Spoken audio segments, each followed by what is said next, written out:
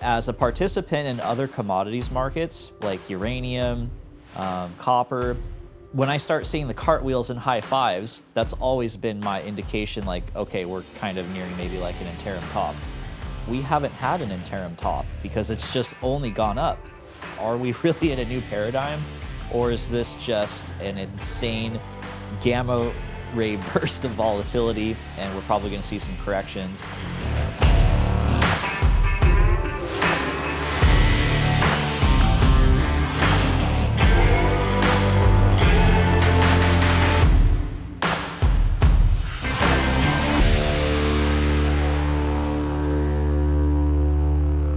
Ladies and gentlemen, welcome to another episode of the Bullion Standard Podcast. Today is Saturday, January 24th, Charlie, or 23rd? It's the 24th, and I can't believe it's the 24th. The month has flown by. We had the holidays, I had some travel, and then it was back to work and, in the grind of all the things, and the month is over already. And so, we've gotten to finally come back and reconnect here in the studio.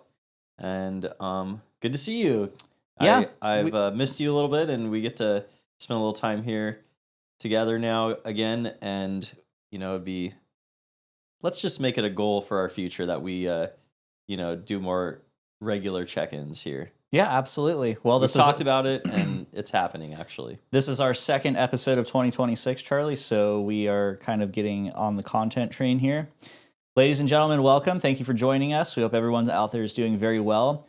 I'm lost for words. I think that every time we come to film a new episode, the commodity that we sell and that we talk about and riff on just goes higher and higher and higher. It's been going higher ever since we started this podcast. And I'm just absolutely floored of what the price of silver is doing, what the price of gold is doing. Kyle, I just want to say I was scrolling through some of the social media platforms last night, laughing my face off, just laughing. I mean, there's so many people posting so many memes and videos about the price of silver and what it's like to experience a massive run up, and it's just, I was so entertained by some of these videos that I was watching. What a great segue. We're actually going to show you one of our favorite videos. Oh yes, well let's go. Let's get the edit up there. Let's go ahead and post that video. Enjoy, everyone.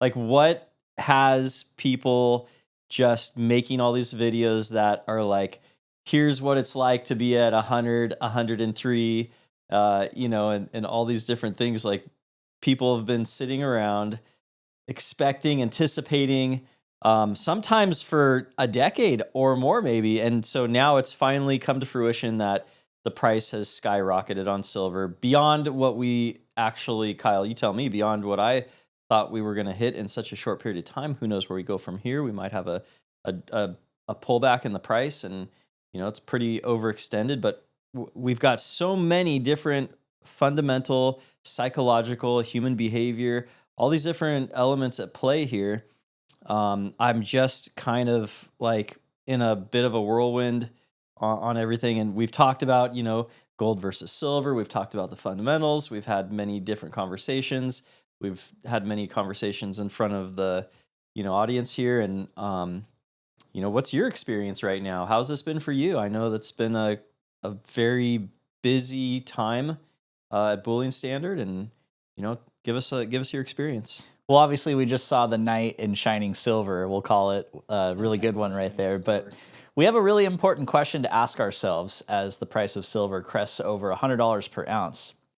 Charlie, are we in a new paradigm for real, or is it the new paradigm in relation to, we'll call it the psychology of a bull market? And we're going to throw an infographic of that up so everybody can see what we're talking about. We have the stealth phase, then we have the first bear trap, and then we have the run up, and then we have at the very tippy top the new paradigm. And I invite everybody to pull up a chart of silver, like a 5-year chart, and just look at this thing. And it's just like this green laser beam straight into space. Green laser it's beam just memes endless. Off the hook, Yeah, too. absolutely. So I think what you're saying, correct me if I'm wrong, when you say, is it a new paradigm or is it just the market paradigm shift? It's interesting because just a couple years ago, Charlie, silver was $17. And so I want to really go back and look at what has changed since, we'll call it October 2022, that would have everybody scrambling to buy silver hand over fist. Over the last few. Obviously, the big thing that happened that still continues to be a theme today was the Russia-Ukraine war, which ignited the rapid accumulation of physical precious metals, kind of where Russia got shut out of the international wire scene, was no longer able to transact there. And the really only kingpin asset left as a reserve asset was gold. Has no counterparty risk. We can't freeze Russia's gold. We can't freeze China's gold. But we can freeze their dollars. We can freeze the way they transact internationally with the SWIFT system. So I think it's fascinating, too, that this theme of the commodity super cycle, where all these materials are in supply deficit, really might be starting to entrench into everybody's being here. You combine that with everything we've been talking about for months now, these use cases for silver, fascinating metal that gives us so much utility in our life that we couldn't imagine what it would be like to not be without silver, right? Mm-hmm. And copper and aluminum and zinc and manganese and neodymium and all these metals and all these materials, most of them are in supply deficit, which begs the question, if we consume more than we're producing, what happens to the price? Well, it's what we call a mutually exclusive outcome, where we have to reduce the way we would consume the commodity or use the commodity, or the price would have to go up to meet demand. I think all these themes are starting to play out in silver, and there's this really interesting thing where silver, people quote the gold and silver market cap, like the total market cap of gold and silver for every single ounce, as best as we can estimate, going back to antiquity. The problem is, for silver, it's estimated that something like half of that has been used and is in landfills of all the ounces ever mined. But for gold, all that material still exists in one way or another. As we've said, very little gold is used in industry and manufacturing. So most of it is just sitting in a hole in the ground called a vault. For silver, or a natural hole in the ground in quartz veins. Yeah. God's vault. Absolutely. God's vault. So something really struck me over the weekend as I was kind of doing a little bit of reading around. And it's this realization that I've seen many people have that goes like this. Maybe silver is it could be just as valuable or almost as valuable in its own right relative to gold. And if we go back and look in history, the U.S. monetary structure was a fixed ratio of 16-to-1 silver to gold ratio. We've said in ancient times, like in Egypt and like in these ancient civilizations, 5,000 BC, 3,000 BC, it was like 2 and 3 to 1.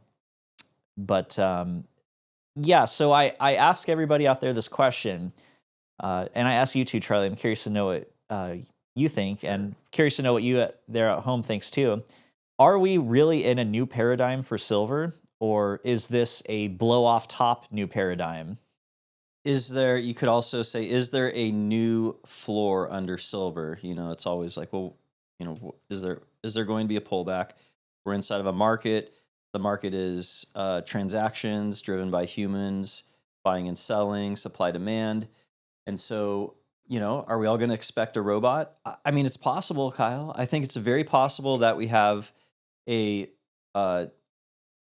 structural demand for silver such that when we have pullbacks, those drawdowns get bought pretty quickly. That's how it's been all throughout 2025. Like Yeah. hand over fist, Yeah. just And so, extreme. Again, what would it take for us to have a serious drawdown? What is a serious drawdown?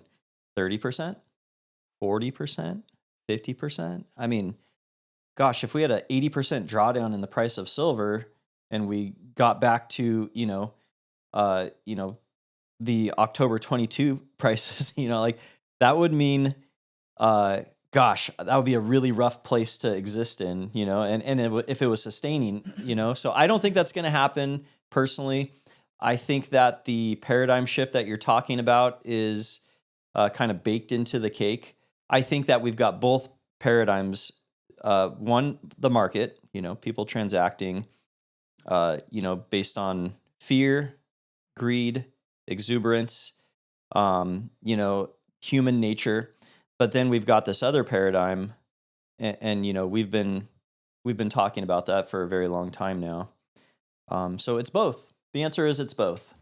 One of the themes that I want to share and just kind of remind us all about is the fact that commodities are cyclical.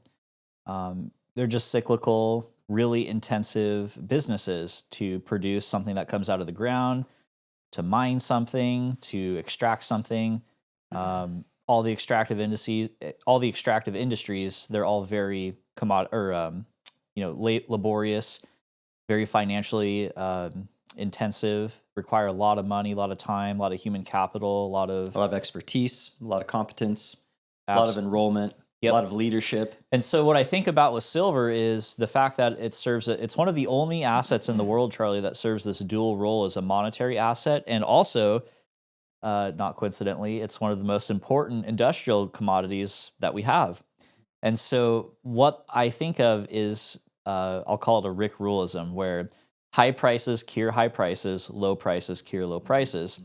So ultimately, there's a bunch of producers out there that like to produce commodities, miners, juniors, single asset producers, multiple asset producers like the big majors like Core Mining, Hecla, Pan American Silver, to name a few for the big silver. Yeah, Newmont and Barrick for gold, Agnico Eagle. So when prices start to get real high, production comes online. It incentivizes more production, more is produced, creates gluts. Ultimately, there becomes more supply. Okay. More supply leads to more, lower demand. Lower demand leads to lower prices, and then the cycle repeats. But the thing to keep in mind is that it could be a decades-long cycle before prices go up high enough and then remain elevated enough to satisfy that incentive price that everyone out there who produces this stuff demands. So on some level, we need high enough, stable enough, long-term sustaining higher prices such that there's a sense of stability in the market where we've got the finance, we've got the competence, we've got the leaders, we've got the organizational operations that would bring this demand online sufficient to create the supply that is needed for our future prospects as humans on the planet. And so that seems about right. That seems right. That seems like reality. And so that might be another way of validating that, if we're going to have some drawdowns, they're not going to be for very long, and they're not going to go down to, an 80% drawdown. I mean, and again, like, who knows, we've got the opportunity for a black swan event. What's a black swan? It's like, nobody knows exactly what will happen. And, there's just this, it's almost like chance or luck. And it's like very few people will actually see the black swans. And then, when everyone sees the black swan, it's no longer a black swan because we all take action around what we see as a risk. So by its nature, black swan is something that people won't see in mass. Correct. So for silver specifically, Charlie, recall, I think we had a couple episodes where I had this $100 price target. We've breached that. Do you want to And celebrate a little bit, Kyle, right now? I mean, I mean, it's really something to celebrate. we saw the video. We just saw the night in shining silver. So Okay, that's celebration enough. it's a little celebration. Great. So Great. yeah, the thing that I want to just kind of recap is that it's the name of the game for me is the word volatility. I think we can expect a ton of volatility going forward. I think we're going to see razor sharp uptrends. I think we're going to see razor sharp drawdowns. And so it is kind of jarring. And I remember this very well from, following April 2011.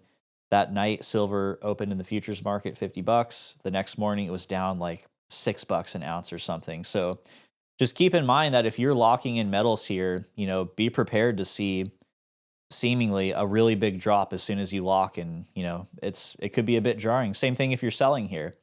You're selling metals here and you lock in, and then the price just goes up 10-15% in a day or something.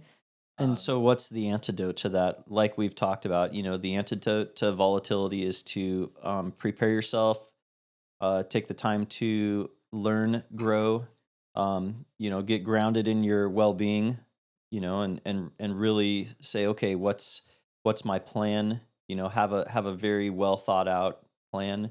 But what we've been talking about for the last 10 minutes or so is, in spite of all the volatility that we know we're inside of and going to see, and we could even mention the fourth turning, we could mention the war peace cycle, we could go back and say human behavior, and we could say all those things are baked into the cake right now. There's going to be a continuing higher level of volatility. The good news is there's always the first turning, the rebuilding phase. And so we want to make sure that we stay focused on what is good, what is positive, and what's available, what's possible, and also prepare for the volatility. Make sure we take care of ourselves. So yeah, I'm really excited, Kyle, to be on this journey with you, and it's been a fantastic few years. Thank you. I appreciate it. Thanks for having me. I'm going to continue to work hard to bring some additional value and, to Bullion Standard and to our members. And thank you, everyone who has already participated. And we're going to take 2026 to the next level. And then we're going to take 2027 to the next level. And I'm just really pumped. We're always going to do better. That's what you can count on from us. From here going forward, the only way forward is to do better, and I can't think of a better way than with all of the really cool stuff that'll be rolled out this year for all of our customers and members. But yeah, I'm somewhere in the middle. I'll be completely honest with you guys, Charlie and everybody. What I'm noticing, especially on social media, is everybody doing cartwheels and high fives, and we're talking about the paradigm shift of market supply demand versus the paradigm shift in Mr. Market, the human. Right. So, in other words, is the paradigm shift in silver such that silver has just been this long-term undervalued asset, and then all of a sudden, in the blink of an eye, in the last 6 months, everybody has woken up and said, "Wow, this thing is actually 50x as valuable as it really is," and so now we're all just going to go hand over fist for it. I think I shared in another video that I'm seeing multiple people now that the price is above $100 an ounce, I'm seeing multiple people have these wild price targets: $1,000 an ounce, $2,000 an ounce, $3,000 an ounce. And it's interesting how how they may not be wrong. Their timing may not just be right. So we'll see. It's interesting how they justify it. It's like, well, if we take a $30,000 per ounce gold price and we have a 10-to-1 gold silver ratio, that's how you get $3,000 silver. And it doesn't sound too crazy, but it does sound pretty crazy. So, I mean, a world of $30,000 gold, that's what? That's a 6x from here. I think that would blow the lid off of the 1971 to 1980 when gold was still price fixed as real money. But the thing for me is I'm somewhere in the middle. I see all these cartwheels and high fives, and as a participant in other commodities markets like uranium, copper, every time that I saw it get really hot and loaded out there when the price just skyrockets in an immense burst of like gamma ray volatility like we just experienced. When I start seeing the cartwheels and high fives, that's always been my indication like, okay, we're kind of nearing maybe like an interim top. But going back for about, 12, 13, 14 months now, we haven't had an interim top because it's just only gone up. So I invite everybody out there again to just, ask the question for yourselves, are we really in a new paradigm? Or is this just an insane gamma ray burst of volatility and we're probably going to see some corrections? Or does it just keep going? Just moonshot to $500 an ounce before any pullback? Yeah. Well, again, this is why it's always good to, take a step back and say, what's my own personal need? Where do I want to be? And is this the proper choice that I'm making if you're buying or selling? The other thing to talk about maybe on the black swan front is, did anyone expect gold to be confiscated? When the U.S. said, "Hey, it's no longer legal to own gold." Very few insiders probably. Like the people who were on Jekyll Island maybe had some indication of that, but probably nobody else. I mean, I don't know. I haven't heard anybody talk about this, and I haven't thought about it. But we've got a lot of political, macro volatility. We've got just all these things that are happening with all the tariffs and spending into our militaries for defense. We've got the conversation around Greenland. We don't know where we're gonna land, on the global front. It's like, well, we're looking at protecting our Western Hemisphere. We're decoupling from, other aspects of globalization. And at the end of the day, like, how does that look? What's the implications of national security on private ownership of precious metals? I'm just saying that might be a black swan. What does that mean? We'll take a look at that. I mean, there's a lot of different things that could happen, but at the end of the day, let's stay focused on what's positive. Let's stay focused on what we have the ability to influence ourselves individually, put ourselves in the best position possible given the circumstances, and then move forward. I don't ever see a confiscation or a ban on precious metals by way of how it was executed in April 1933. Mm-hmm. I see it more of a way in which it would be like if China or Brazil banned Bitcoin or something. I see it more like that, where the government would ban it. It's kind of like the reason why they banned it originally. It's because they're losing control, and it's a problem for them. And so governments need to, maintain their control. That's what they're all about. And there's a lot of positive consequences to that. We don't want to have a world run by Chinese farmer. Yep. Well, it's like warlords. I would much rather have the U.S. government than a warlord. I just posted this funny meme on my X account, and it was of the coup leaders in Burkina Faso, which is a gridlock country in Africa, which is home to a lot of natural resources, and there's like a lot of speculative junior miner companies that are in Burkina Faso. And the meme said, it's a picture of like the general and the two guerrillas behind him, the AK-47s, and the meme said, yeah, if the government, if the mining ministry that oversees your investment doesn't look like this, you're not taking enough risk. Yeah, and so, do you want the generals in the guerrilla warfare dictating your circumstances, or do you want a government that's, pulling levers to maintain control? Now, I'm not advocating for either one of those things. I'm just saying, like, you could compare and contrast those two things. Now, do you want like 100% independence? Well, great. You're going to both enjoy and suffer the consequences of that if it ever happens. There's another dynamic at play now that we're in these higher prices that I'm just want to kind of rift again, like on our own product, what we offer here at Bullion Standard. I see a ton of people, Charlie, who are skeptical and concerned about liquidity around physical bullion precious metals products. A lot of people are saying, wow, now that the prices are so high, good luck getting your money back out of it. You're just going to take a 30% haircut on the price of your metals. And I think we're starting to very slowly shift that mind frame with Bullion Standard Pro and being able to access that depth and liquidity such that it has a spread that's very similar to what you would expect trading on the stock market, with a logistical component, of course, because we don't ship physical paper certificates of stocks and ETFs anymore, but we have to do that for bullion. So if you buy bullion, it has to be delivered to you. If you sell bullion, you have to deliver it to whoever's buying it from you.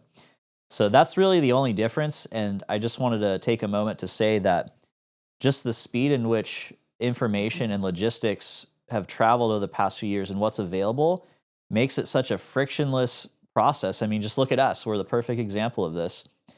You can buy a 1 ounce gold coin, sell a 1 ounce gold coin, and sometimes, like right now, I was just looking at, I think, a gold maple.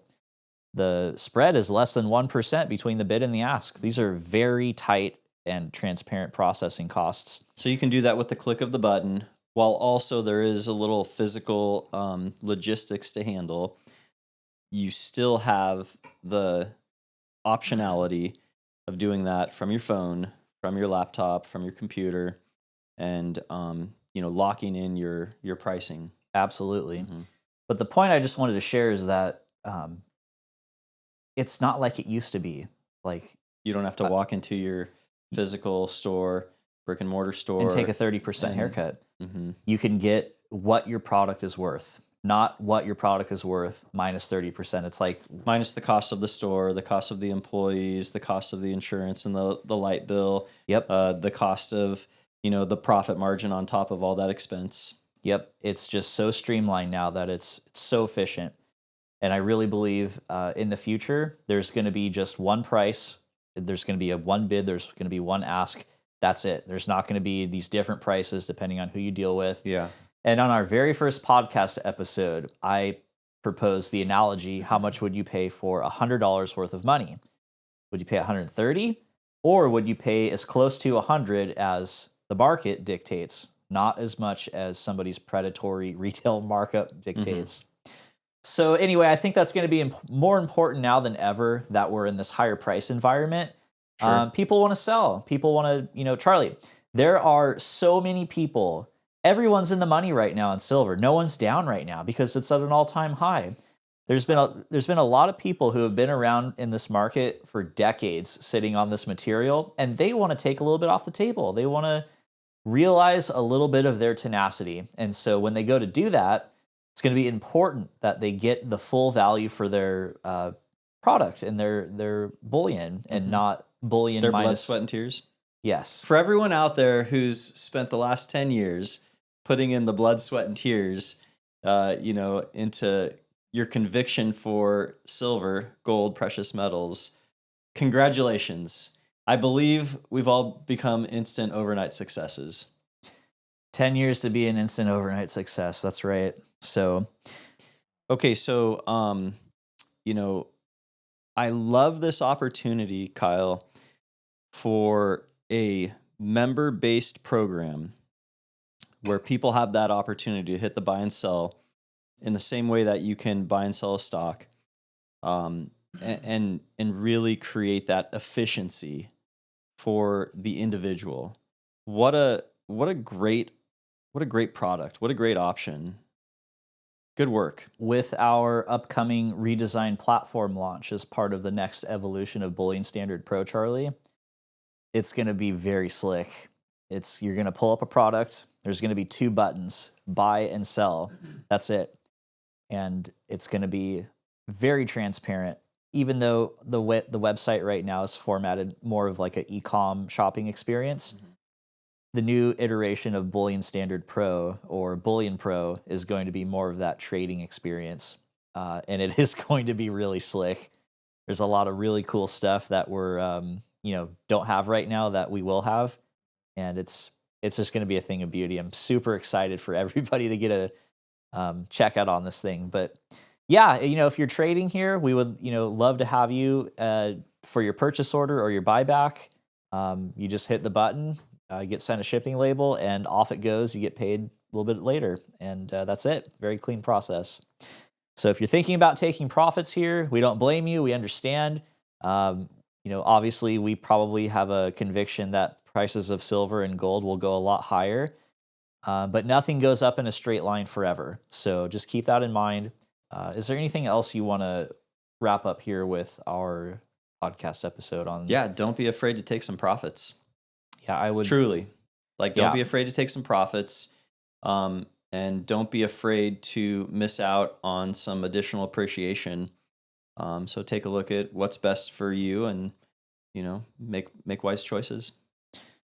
Ladies and gentlemen, thank you for joining us on another episode of the Bullion Standard Podcast. If you found this episode informative or helpful, we would sincerely appreciate it if you would like, share, and subscribe. Maybe somebody might get some use out of this video. If you have a question or comment, please leave it down below. We'll absolutely respond to it. And of course, Charlie, remember, every ounce matters, and so does every insight. Remember to stay informed, stay committed to growth, and hold your bullion standard high.